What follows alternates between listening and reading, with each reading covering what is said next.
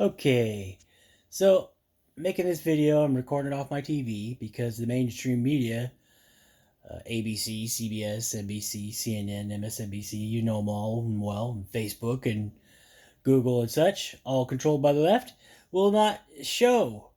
We've seen videos of January 6th, so called insurrection, and we've seen some of this video. There's a new video on here, and this story I haven't come across yet. So I wanted to share it with you guys, and you watch the whole thing and you be the judge. And keep in mind, there's even more video than this that I've seen and recorded that they haven't even showed on this particular show here. So yeah, take your Insurrection 6 and you could stick it where the sun don't shine, because what a load of crap.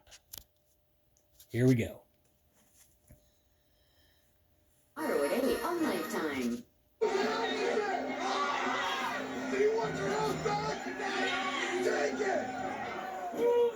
Instead of hassling former Trump administration officials who weren't even there on January 6th, that committee should be talking to people like Victoria White, 39 years old, from Rochester, Minnesota. She was there that day. She tried to stop the violence. We have proof of it. Anyway, she ultimately is in big trouble. She was arrested. She's facing a slew of charges, but here she is trying to calm down a tense situation.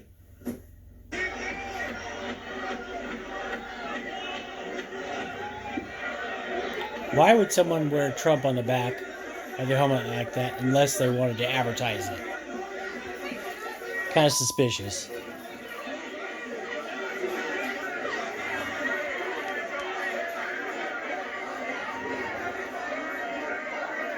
All right, she's saying we don't do that, SH. We don't do that. She came up to the guy with the club. More.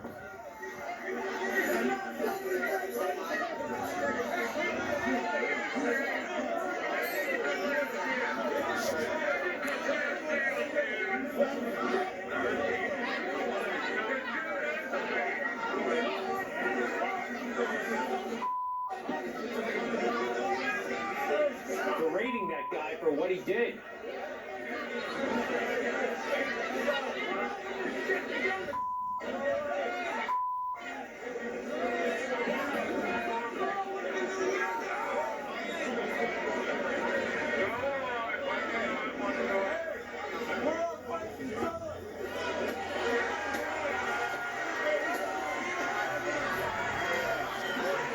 Another suspicious person.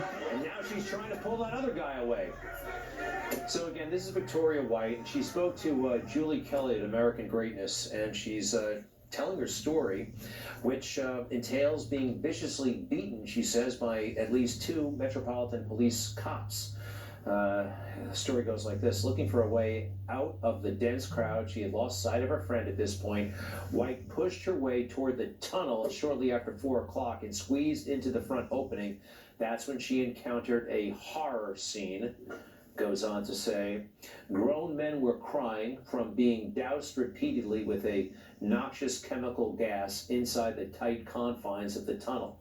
People were being crushed. Cops clad in full riot gear had filled the tunnel with the gas, causing victims to vomit and pass out. We were trapped. Police were pushing us out using riot shields, and people outside were pushing in. I kept falling. A cop sprayed mace directly in my face. And she was in that tunnel. Horrible scene. She was arrested on January 6th. And she also has some interesting information about Rosanne Boyland. She believes that the full story of her death has not been told. Officially, it was ruled a drug overdose. Hardly anyone is buying that anymore. There's a Give, Send, Go page set up for her daughters, Victoria White. She is in financial dire straits. Rosanne Boyland, woman, died on January 6th. She was given CPR by some of the Trump supporters there, who begged for help from the cops, and it did not seem like it was forthcoming at all. They were right there. They know first aid. They have equipment. They were begging, and nothing seemed to happen. Many questions about January 6th. Like, by the way, what did this person do, and who were the cops who beat them to a pulp, Rodney King style. Have you seen this? Probably haven't. It hasn't been in wide circulation because, well, it tells a story that the media are not comfortable with. But that looks like they're beating somebody up who's already on the ground and totally subdued. What's happening here? Why aren't our lawmakers asking these questions? I don't know. I don't know. I'll be right back.